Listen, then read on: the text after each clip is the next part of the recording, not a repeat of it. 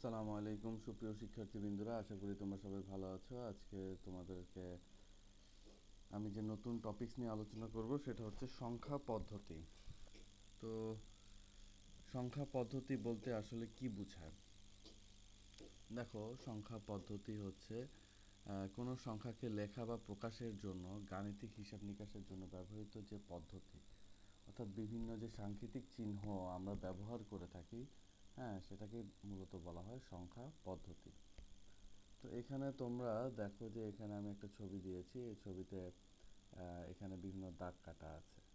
যেমন তোমাদেরকে যদি সংখ্যা আবিষ্কারের ইতিহাস হিসেবে আমি যদি আলোচনা করি, যে প্রাচীনকাল থেকেই মানুষ হিসাব নিকাশের জন্য কোনো না কোনো পদ্ধতি অবলম্বন করত।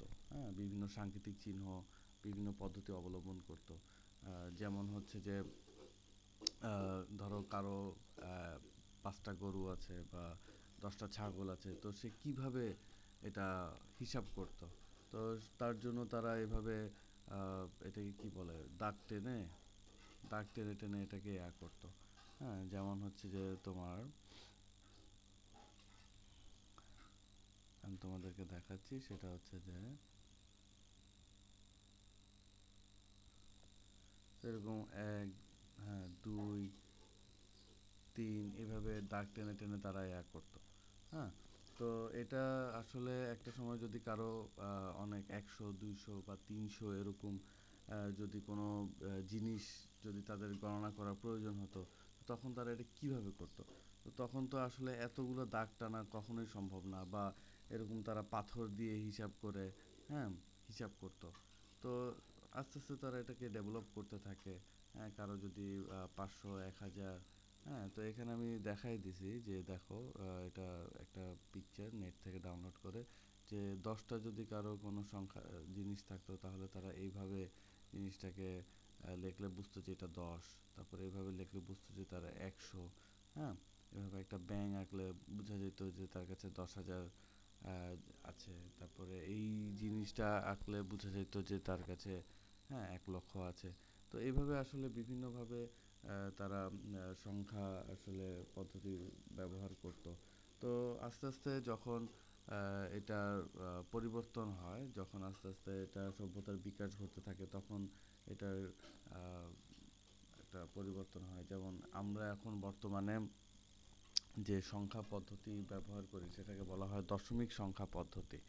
হ্যাঁ তো আমরা সংখ্যা পদ্ধতি নিয়ে বিস্তারিত আলোচনা করব। মূলত আমরা যেহেতু আইসিটি অর্থাৎ তথ্য যোগাযোগ প্রযুক্তি, কম্পিউটার নিয়ে আলোচনা করব, তো আমাদের আসল উদ্দেশ্য হচ্ছে যে কম্পিউটার কোন সংখ্যা পদ্ধতি ব্যবহার করে, অর্থাৎ কম্পিউটারের ভিতরে কোন সংখ্যা পদ্ধতিটা ইউজ করা হয়, সেটাই হচ্ছে আমাদের আসল টপিকস। তো এখন দেখি যে এখানে সংখ্যা পদ্ধতির যে দুইটা প্রকার আছে। একটা কে বলা হয় সংখ্যা পদ্ধতির ২ প্রকার। দুঃখিত।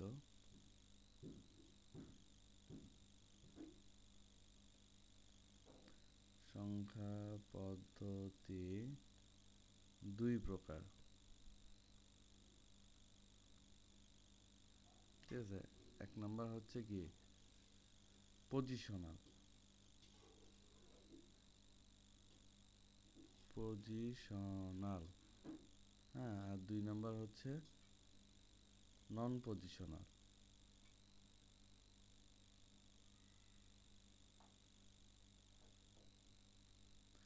এই পজিশনালের বাংলা হচ্ছে স্থানিক, আর এই নন পজিশনালের বাংলা হচ্ছে অস্থানিক।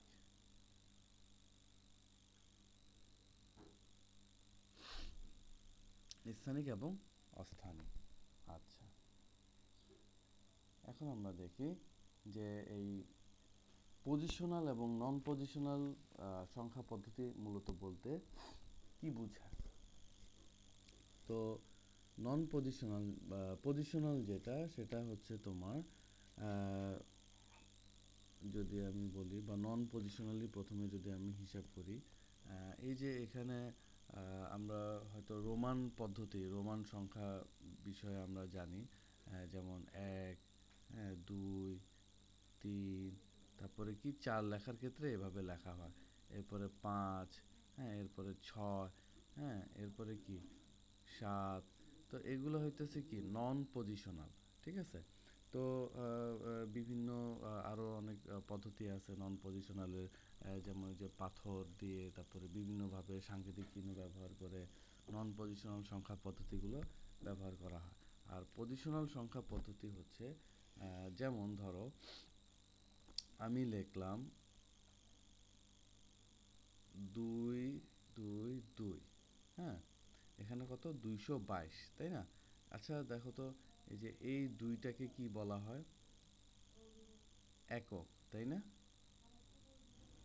এটা হচ্ছে একক, অর্থাৎ 2, হ্যাঁ, আর এটাকে কি বলা হয়? দশক, তাই তো, অর্থাৎ এটা কি 20। আর এটাকে কি বলা হয়? শতক। অর্থাৎ পজিশনাল যে সংখ্যা পদ্ধতি, এটাতে আসলে এই সংখ্যার যে মান, এই দেখো 2 2 2, এখানে তিনটা 2 কিন্তু সমান, কিন্তু এদের পজিশনের উপর ভিত্তি করে এদের মান কিন্তু ভিন্ন হয়ে গেছে। যেমন এই দুইটা হচ্ছে কি একক যেহেতু, তাহলে এটা 2, আর এটা দশকের ঘরে যেহেতু, তাহলে এটা কি হয়ে গেছে 20, আর এটা যেহেতু শতকের ঘরে, তাহলে এটা কি হয়ে গেছে? এটা হয়ে গেছে 200। তাই এটাকে যদি যোগ করি তাহলে 222 হয়ে গেছে। তো এটাই হচ্ছে আমাদের পজিশনাল অর্থাৎ স্থানিক সংখ্যা পদ্ধতি। তো আরও অনেক নিয়ম আছে, আমি যদি তোমাদেরকে পজিশনাল সংখ্যা পদ্ধতি বর্ণনা করতে চাই, তো এটা আসলে আমাদের মূল উদ্দেশ্য না, ঠিক আছে, আমাদের সামনে আরও এগিয়ে যেতে হবে। তো পজিশনাল এবং নন পজিশনাল সংখ্যা পদ্ধতি আশা করি তোমরা বুঝতে পেরেছো। তো এখন আমরা দেখব যে পজিশনাল সংখ্যা পদ্ধতি কয় প্রকার। হ্যাঁ, এখন আমরা দেখি যে পজিশনাল সংখ্যা পদ্ধতি কয় প্রকার। পজিশনাল সংখ্যা পদ্ধতি হচ্ছে তোমার আমরা 4 প্রকার জানি। হ্যাঁ, পজিশনাল সংখ্যা পদ্ধতি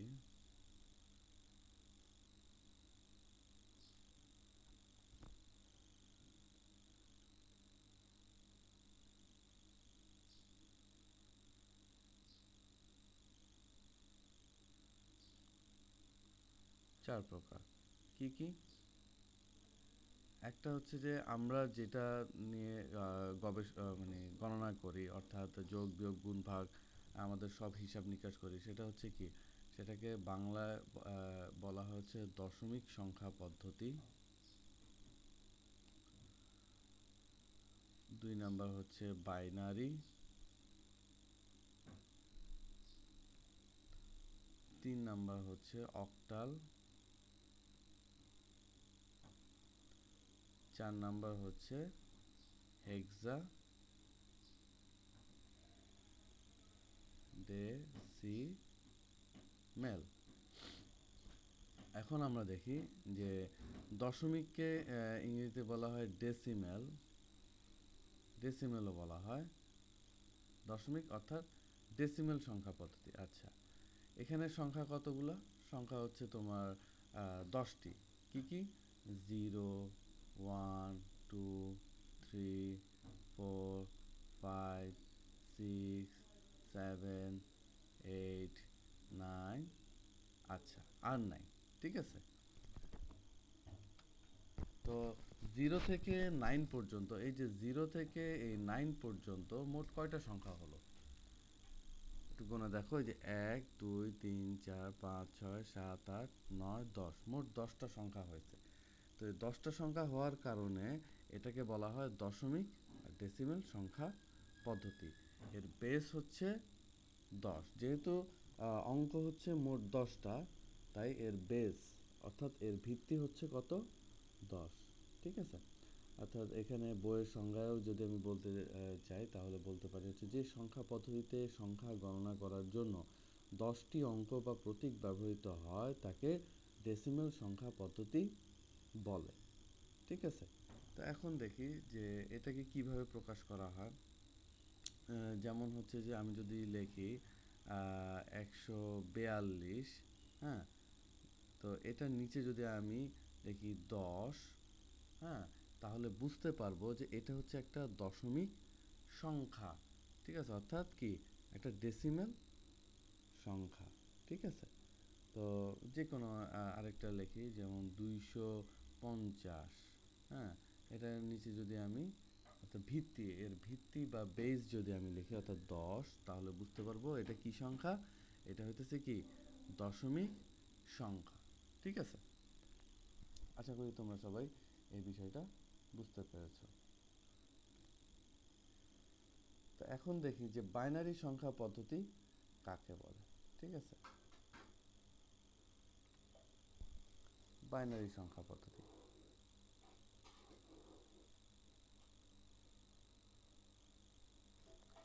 বাইনারি সংখ্যা হচ্ছে মোট দুইটা, একটা হচ্ছে কি 0 আর 1, ঠিক আছে। এই 0 আর 1কে এক একটাকে বলা হয় বিট, এক একটাকে কি বলা হয়, বিট বলা হয়, ঠিক আছে। তো কম্পিউটারে মূলত আমরা বাইনারি সংখ্যা পদ্ধতি ব্যবহার করে থাকি, হ্যাঁ। 0 আর 1, জিরোকে মূলত যদি আমরা বলি যে সুইচ অফ, আর 1কে যদি বলি সুইচ অন, হ্যাঁ, একটা হচ্ছে কি অফ আর একটা হচ্ছে অন, ঠিক আছে। তো মূলত এর ভিতরে যে সার্কিটগুলো, এটা 0 এবং 1 অর্থাৎ অন এবং অফ এভাবেই আসলে মূলত কাজ করে থাকে। তো আমরা আস্তে আস্তে দেখব যে বাইনারি সংখ্যা পদ্ধতির মাধ্যমে কিভাবে যোগ বিয়োগ গুণ ভাগ সমস্ত হিসাব নিকাশ করা যায় এবং কম্পিউটার, হ্যাঁ, কিভাবে করে এটা আমরা আস্তে আস্তে দেখব। আগে আমরা দেখি যে আমাদের সংখ্যা পদ্ধতি, আরও যে সংখ্যা পদ্ধতিগুলো আছে এগুলা কি কি, এগুলো আমরা আস্তে আস্তে দেখি। তো এখানে দেখি যে এই বাইনারি সংখ্যা পদ্ধতির যেহেতু সংখ্যা হইতেছে 0 এবং 1, তাহলে এর বেস হচ্ছে কত, বেস বা ভিত্তি, বেস বা ভিত্তি হচ্ছে 2, হ্যাঁ, যেমন 1011, হ্যাঁ, যদি কেউ 2 লেখে তাহলে এই 2 দেখে আমরা বুঝতে পারবো যে এটা একটা বাইনারি সংখ্যা। আচ্ছা, যদি এটা নাও লেখে, যদি 110110 হয়, ঠিক আছে, তাহলে আমরা এমনি দেখে বুঝতে পারবো যে এটা হচ্ছে বাইনারি সংখ্যা, কারণ বাইনারি সংখ্যায় 0 এবং 1 ছাড়া আর কোনো অঙ্ক বা কোনো চিহ্ন কিন্তু থাকবে না। যদি কেউ এভাবে লেখে যে 13545, হ্যাঁ, যদি এভাবে 2 লেখে তাহলে বুঝতে হবে যে পুরা পদ্ধতিটাই হচ্ছে ভুল, কারণ বাইনারিতে শুধু 0 এবং 1, এখানে কিন্তু এই 345 এ ধরনের কোনো চিহ্ন বা অঙ্ক বাইনারিতে নাই, তাহলে এই জিনিসটা কি সম্পূর্ণ হচ্ছে ভুল। তো এখন আমরা আরেকটা সংখ্যা পদ্ধতি নিয়ে আলোচনা করব, সেটা হচ্ছে অক্টাল।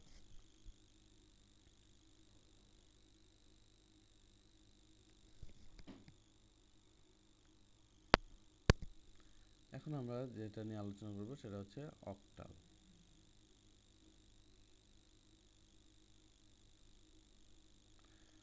অক্টালের সংখ্যা হচ্ছে মোট 8টা, কি কি, 0 থেকে 7 পর্যন্ত, ঠিক আছে, 0 থেকে 7 পর্যন্ত, অর্থাৎ 0 1 2 3 4 5 6 7, মোট 8টা।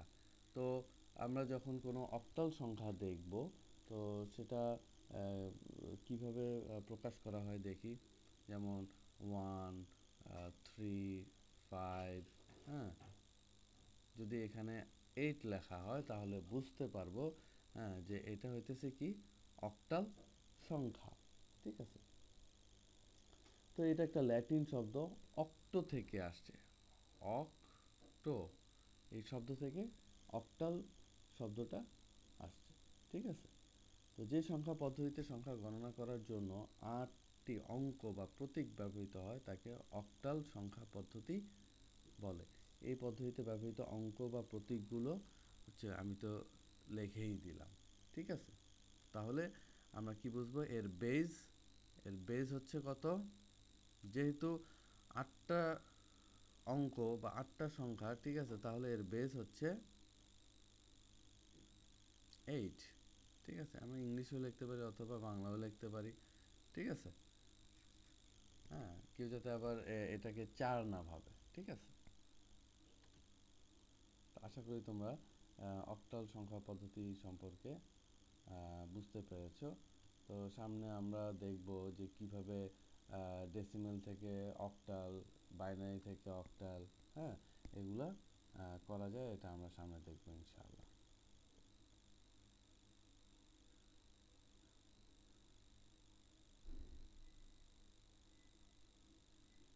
এখন আমরা দেখব হচ্ছে হেক্সাডেসিমেল সংখ্যা পদ্ধতি, ঠিক আছে?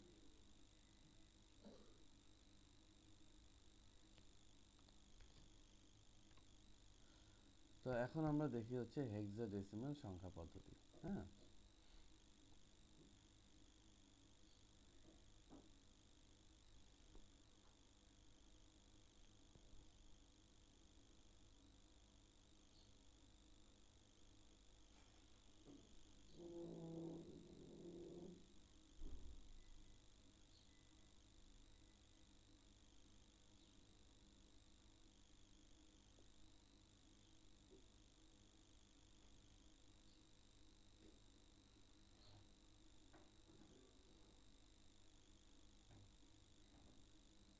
দুঃখিত।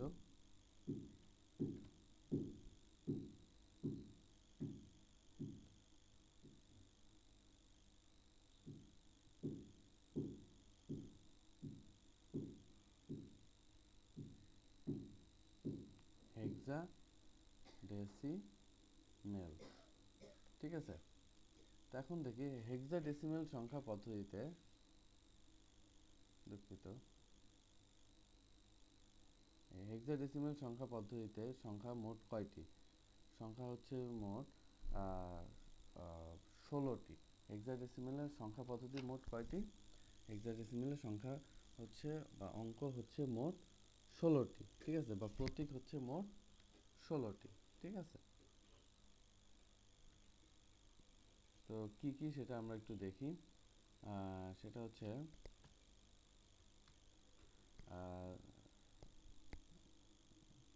0, 1, 2, 3, 4, 5, 6, 7, 8, 9, ঠিক আছে? এরপরে হচ্ছে কি 10 হবে? না, এরপরে 10 নাই। হেক্সাডেসিমেলে হচ্ছে 9 এর পরে এ, অর্থাৎ 10কে এ দিয়ে প্রকাশ করা হয়, এরপর হচ্ছে 11কে বি দিয়ে প্রকাশ করা হয়, এরপর হচ্ছে সি, এরপর হচ্ছে ডি, এরপর হচ্ছে ই, এরপর হচ্ছে কি এফ।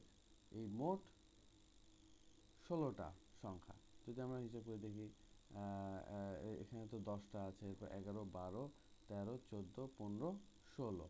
তো 10-এর মান কত? 10-এর মান হচ্ছে সরি, এ এর মান হচ্ছে 10, বি এর মান হচ্ছে 11, সি এর মান হচ্ছে 12, ডি এর মান হচ্ছে 13, ই এর মান হচ্ছে 14, আর এফ এর মান হচ্ছে 15। তাহলে 0 থেকে এফ পর্যন্ত মোট 16টি অঙ্ক রয়েছে, অর্থাৎ 16টি প্রতীক রয়েছে। তাই এর বেস বা ভিত্তি, তাই এর বেস বা ভিত্তি কত হবে? 16, তাই না? আচ্ছা, এখন আমরা দেখি যে কিভাবে এটাকে লেখা। ধর যে কোনো আমরা একটা অঙ্ক বা যে কোনো আমরা একটা সংখ্যা লিখলাম, সেটা হচ্ছে যে যেমন 3 এ, তারপর হচ্ছে বি, হ্যাঁ?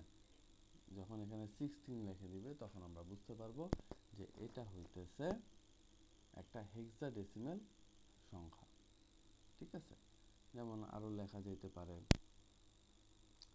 যে 9F, হ্যাঁ, এটা হচ্ছে কি 16, তাহলে এটা হচ্ছে কি, এটা একটা হেক্সাডেসিমেল সংখ্যা, ঠিক আছে? যদি এখানে এফ এর পরে যদি GH এই ধরনের লেখা হয় তাহলে এটা বলবো যে এটা হচ্ছে ভুল, ঠিক আছে?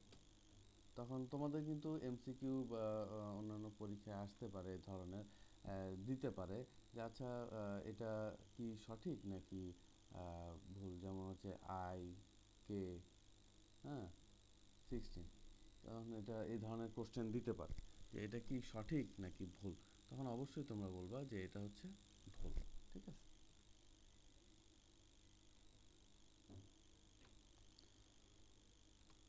তো এখন আমরা দেখব যে আস্তে আস্তে আমরা দেখব যে কিভাবে বাইনারি থেকে ডেসিমেল, হেক্সাডেসিমেল, হ্যাঁ, সংখ্যা পদ্ধতি যে রূপান্তর, এটা আমরা আস্তে আস্তে দেখব।